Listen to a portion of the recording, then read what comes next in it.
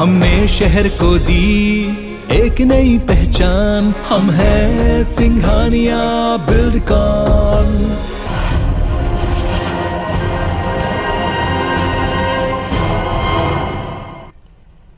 नमस्कार, बहुत स्वागत है आप सबका। 5 राज्यों में चुनावी नतीजों ने बड़े संदेश दलों को भी दिए हैं और स्टेट में जीत के बाद भारतीय जनता पार्टी ने दिल्ली में इसका जश्न भी मनाया, विरोधियों पर जमकर निशाना भी साधा। संदेश तो सबके लिए स्पष्ट है, इन्हीं संदेशों को पार्टियां और पार्टियों के नेता किस तरह से ले रहे हैं, अभी हम इसी पर बातचीत करने वाले हैं। पूरा पैनल आप जुड़ा हुआ देख रहे हैं। सबसे पहले हम परिचय आपका करा दें। हमारे साथ में जय सिंह अग्रवाल साहब हैं, छत्तीसगढ़ शासन में एक जिम्मेदार और वरिष्ठ मंत्री हैं, कांग्रेस पार्टी की तरफ से वो पक्ष रखेंगे। साथ ही साथ केपी यादव साहब हैं, भारतीय जनता पार्टी के सांसद, वे भारतीय जनता पार्टी की शानदार जीत के ऊपर अपनी बात रखेंगे। पंकज सिंह जी हैं, प्रदेश संयोजक आम आदमी पार्टी के मध्य प्रदेश में, और यश भारती जी हैं, प्रदेश अध्यक्ष MP SYS के। तो हमारे साथ में पूरा पैनल जुड़ा है, हर एक दल के लिए संदेश पूरी तरह क्लियर है। अग्रवाल साहब, अभी हमने देखा कि 4 राज्यों में जीत के बाद में भारतीय जनता पार्टी ने अपना जश्न मनाते हुए स्पष्ट संदेश दिया है। कांग्रेस पार्टी के तमाम प्रयासों के बावजूद भी किसी भी स्टेट में उसे कामयाबी नहीं मिल पाई। क्या कारण आप इसका पाते हैं और पार्टी को मैसेज क्या पाते हैं?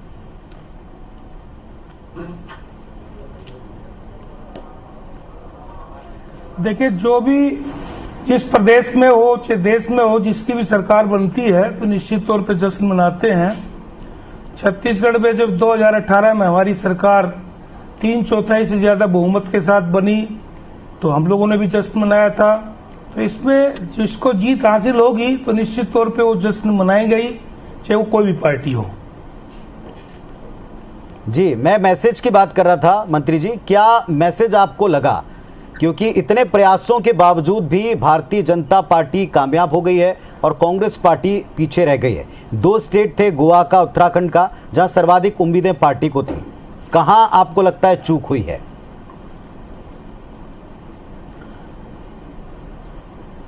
देखिए, चूक नहीं कहेंगे, इसमें हमारे जो राष्ट्रीय नेतृत्व हो या जिस जिस प्रदेश में चुनाव हुए वहां के नेताओं ने सबने मेहनत की। आदरणीय राहुल गांधी जी ने, प्रियंका जी ने मेहनत की और उसके बाद भी नतीजे जिस प्रकार से पक्ष में आने चाहिए तो नहीं आए, और इसको हम लोग मानते हैं, जनता का जो जनादेश है उसको स्वीकार करते हैं। लेकिन उसके बाद भी हम लोगों का संघर्ष जारी रहेगा।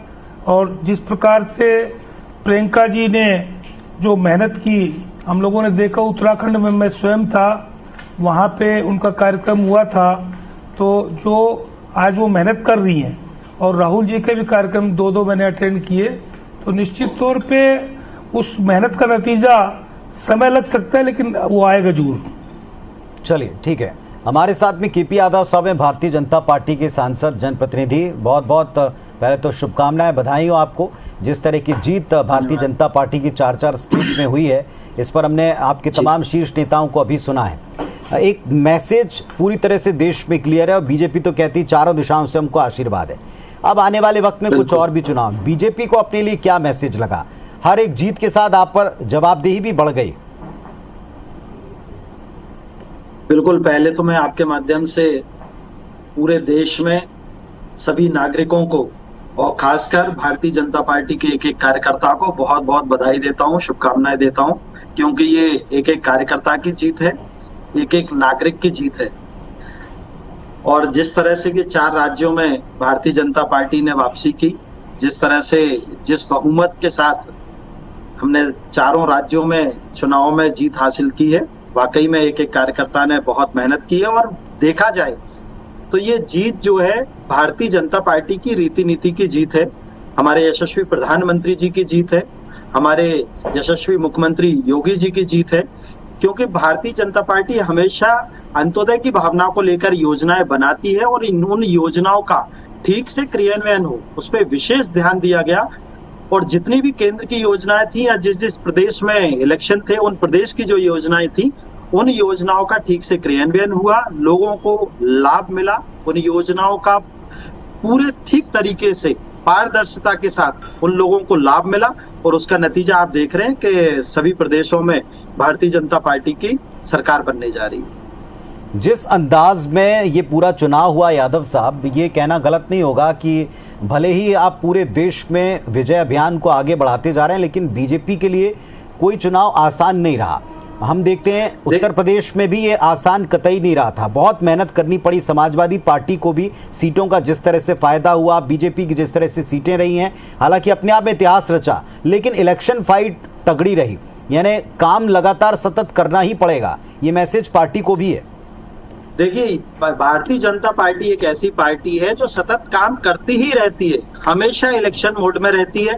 हमेशा भारतीय जनता पार्टी के कार्यकर्ता निरंतर जनता के बीच में रहते हैं और जनता से जुड़ी हुई समस्याओं को कैसे सॉल्व किया जाए, कैसे उनके हितों की रक्षा की जाए, कैसे योजनाओं का लोगों तक लाभ पहुंचे, निरंतर ये काम चलता रहता है। और हम कभी किसी भी इलेक्शन को हल्के में लेते ही नहीं। पार्टी का एक एक कार्यकर्ता लगा रहता है और आने वाले भी जो चुनाव होंगे उसके लिए भी हमारी पूरी तैयारी पहले से ही चल रही है और निरंतर हमारे कार्यक्रम चलते रहते हैं। चाहे संगठन की बात करें, चाहे सत्ता में आने के बाद हो, लेकिन निरंतर हमारे कार्यक्रम चलते रहते हैं और एक एक कार्यकर्ता जनता के हितों में काम करता रहता है। चलिए, पंकज सिंह जी हैं प्रदेश संयोजक आम आदमी पार्टी के। आज आम आदमी पार्टी ने भी एक इतिहास रचा, एक और स्टेट में एक तरह से पूरा क्लीन स्वीप किया है। इतने बड़े नंबर्स की उम्मीद कोई लगाकर नहीं बैठा था आम आदमी पार्टी से, लेकिन ये नंबर्स दिखे हैं। कुछ अंदाजा था लेकिन फिगर उससे आगे जाते हुए दिखाई पड़े। पंकज जी, अब पार्टी का अगला लक्ष्य क्या होगा? क्योंकि आपसे हम जब सुबह से बात कर रहे थे, आपने कहा एक एक स्टेट पर हमारी नज़र है। मध्य प्रदेश में आप स्वयं बैठे हुए हैं, मध्य प्रदेश को लेकर आने वाले वक्त में चुनाव हैं, यहाँ उतनी ताकत पार्टी लगाएगी? क्योंकि पहले भी उपस्थिति दर्ज कराने में उस तरह से कामयाबी नहीं मिली। तो अगला लक्ष्य पार्टी का प्रदेश में या प्रदेशों में क्या है? जी पुनीत जी, आम आदमी पार्टी चूँकि कामों की राजनीति करती है, आम आदमी पार्टी एक अलग तरीके की राजनीति करती है, जो जनता को उनके मुद्दों पे जो समस्याएं उनको आ रही हैं, उन समस्याओं के समाधान को लेकर आम आदमी पार्टी आगे बढ़ती है। तो हमने जो दिल्ली में किया या पंजाब में हमने जो कहा है वो हम करके दिखाएंगे। तो ये बात पूरे देश के अंदर जा रही है।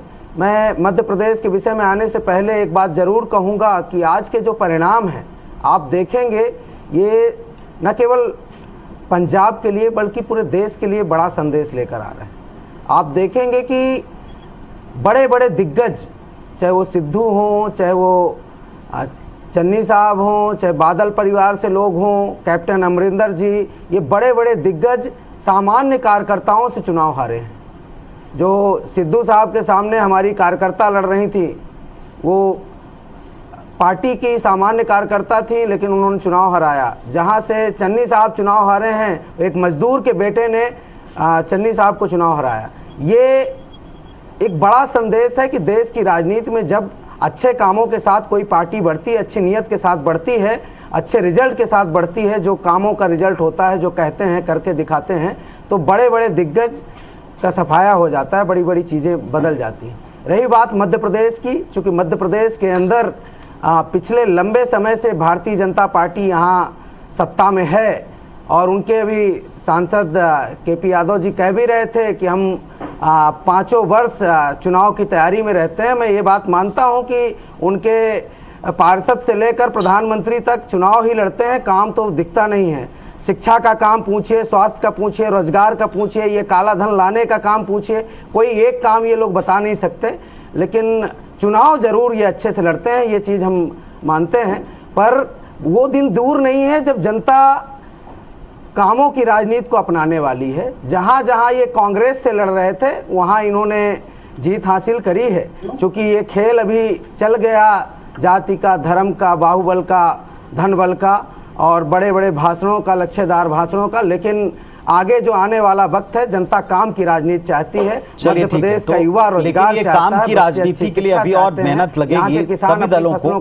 किसी भी दल को, हर कोई व्यक्ति अपने काम के आधार के ऊपर ही आगे बढ़ता है। आपको एक बार फिर से हम शुभकामनाएं देते हैं। और जिस तरह से गोवा में भी तैयारी थी, हालांकि सीट वहाँ 2 ही आती दिखाई पड़ी, लेकिन इसके बावजूद शुभकामनाएं देते हैं। जनता की तरफ से भी ये एक मैसेज पार्टियों को क्लियर है। समाजवादी पार्टी से भी नेता हमारे साथ में यश साहब जुड़े हुए, यश भारती जी। यश जी, तमाम प्रयास थे, सीटों का नंबर्स भी बढ़ गया, लेकिन वो नहीं हो पाया जैसा पार्टी ने दावा किया था या जैसा पार्टी ने चाहा था। लड़ाई आपकी भी आसान नहीं रही, फाइट आपने भी तगड़ी दी है, इसमें कोई संदेह नहीं दिखाई पड़ता है। इसका मैसेज समाजवादी पार्टी के लिए क्या है? ममता जी तक ने आके प्रचार किया पार्टी के पक्ष में, सबने मिलकर बीजेपी के खिलाफ प्रचार किया, लेकिन इसके बावजूद नतीजा वो नहीं रहा जैसा आप लोग चाहते थे। क्या वजह पाते हैं और क्या मैसेज अपनी पार्टी के लिए पाते हैं? पुनीत जी, सबसे पहली बात यह है कि भारतीय जनता पार्टी अकेले चुनाव नहीं लड़ रही थी। भारतीय जनता पार्टी भी एनडीए बना करके चुनाव लड़ रही थी, जाति का चुनाव लड़ रही थी, धर्म का चुनाव लड़ रही थी। 80-20 इनके मुख्यमंत्री ने खुद कहा कि 80-20 का चुनाव है। तो ये किस तरीके से देश को बांट रहे थे, अपंग बनाने का काम कर रहे थे कि 20% आबादी को ही देश का हिस्सा ना मानने की बात कर रहे थे। तो हम वो हक अधिकार की बात कर रहे थे, लोगों के जो मुख्य धारा में छूट गया उसके अधिकार की बात कर रहे थे कि हर एक को इस देश के संसाधनों पर अधिकार है। अगर कोई पिछड़ रहा है तो उसको अधिकार, विशेष अधिकार देना चाहिए। इस हक अधिकार की लड़ाई हमने लगातार 5 साल लड़ी और भारतीय जनता पार्टी के तानाशाही रवैये और तानाशाही कार्रवाइयों से अगर कोई डट के मुकाबला कर पाया है तो वो समाजवादी पार्टी ने किया है। ये जनता ने भी बताया। जिस तरीके से कांग्रेस पार्टी केवल मीडिया मैनेजमेंट करके अपने आप को दिखाने का काम कर रही थी या सोशल मीडिया के माध्यम से दिखाने का काम कर रही थी, जनता ने उनको नकार दिया है। बहुजन समाज पार्टी को भी नकार दिया, अगर इन्हीं परिणामों को हम माने तो। और अगर भारतीय जनता पार्टी से लड़ने की किसी में ताकत दिख रही है तो केवल समाजवादी पार्टी में दिख रही है। इनकी तानाशाही और गैर जिम्मेदाराना जो रवैया रहा है, जो निर्णय रहे हैं, उनके खिलाफ अगर कोई लड़ पाया उत्तर प्रदेश में तो केवल समाजवादी पार्टी लड़ी है। और आपने देखा किस तरीके से हम लोगों के परिणाम आए। जो इनके मुजफ्फरनगर दंगा में आरोपी थे, उनको हराने का काम अगर किसी ने किया है तो समाजवादी पार्टी ने किया है। काशी कॉरिडोर के नाम पे ये चुनाव लड़ रहे थे। काशी कॉरिडोर पे सबसे ज्यादा टक्कर अगर कोई दे रहा है तो समाजवादी पार्टी के लोग दे रहे हैं। 1000-2000 के मार्जिन से लगातार भारतीय जनता पार्टी के को चुनौती देने का काम समाजवादी पार्टी दे रही है। अगर काशी कॉरिडोर पे ये चुनाव होता तो काशी में ये बड़ी जीत के साथ में जीतते, इनको चुनौती का सामना नहीं करना पड़ता। अयोध्या भगवान राम के नाम पे ये चुनाव लड़ रहे थे। अयोध्या में भी हमारे तेज प्रताप जी, पवन पांडे जी चुनाव लड़ रहे हैं, वो भी कड़ी टक्कर भारतीय जनता पार्टी के लोगों को दे रहे हैं। ठीक है, तो ये दिखता है कि जिन बातों पे ये भावनात्मक रूप सीट के ऊपर विस्तार से हम चर्चा करने का हमारे पास में अभी फिलहाल इस डिबेट में वक्त नहीं है। लेकिन आपने जिस तरह से कहा कि हमने तगड़ी फाइट दी, मैंने बातचीत की शुरुआत इस बात से की थी, लेकिन अब हम इसके इम्पैक्ट की भी थोड़ी चर्चा करें। अग्रवाल साहब, एक फाइनल अंतिम बात, छत्तीसगढ़ में आप बहुत ही मजबूत स्थिति में सरकार चला रहे हैं और छत्तीसगढ़ मॉडल को लेकर उत्तराखंड में भी गए, यूपी में भी गए, तमाम चुनावी राज्यों में गए। अब एक बार फिर से उलाहना मिलेगा छत्तीसगढ़ में भी कि छत्तीसगढ़ मॉडल को लेकर प्रचारित किया था लेकिन अपेक्षित कामयाबी नहीं मिली। यहाँ भी विपक्ष हमलावर हो सकता है। इसका असर पड़ेगा इन राज्यों के नतीजों का छत्तीसगढ़ में आने वाले समय में? यहाँ भी चुनाव है।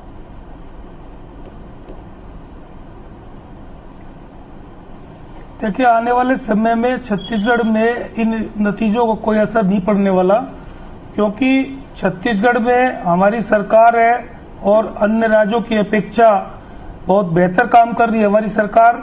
इसलिए छत्तीसगढ़ में जो भारतीय जनता पार्टी वो स्वयं अपने आप में लड़ रही है, खुद कमजोर है।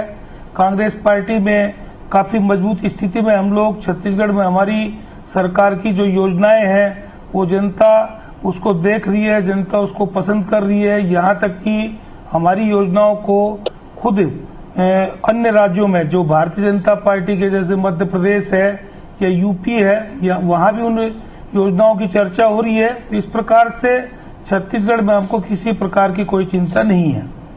चलिए, जीतने वालों को जिम्मेदारी मिली है और जो हारे हैं या जिनको अपेक्षित कामयाबी नहीं मिली है उनको एक संदेश मिला है। ये संदेश और ये जिम्मेदारी अच्छी तरह से, पूरी तरह से स्पष्ट है, क्लियर है और जनादेश है। सबको शिरोधार्य करना ही है, सबको मानना ही है। सारे जीतने वालों को शुभकामनाओं के साथ में वही जिम्मेदारी अपनी निभाते रहनी है। नजर सब पर बनी रहेगी। पुनः 5 राज्यों के चुनाव आन खड़े हुए हैं। कुछ समय बाद इनकी तैयारियां और तीव्र गति से देखेंगी। कितना असर इन राज्यों के नतीजों का बाकी राज्यों पर, मध्य प्रदेश, छत्तीसगढ़ पर पड़ता है, इस पर हम अपनी नजर बनाकर रखेंगे। आप सबको धन्यवाद, नमस्कार आप सबका जुड़ने के लिए।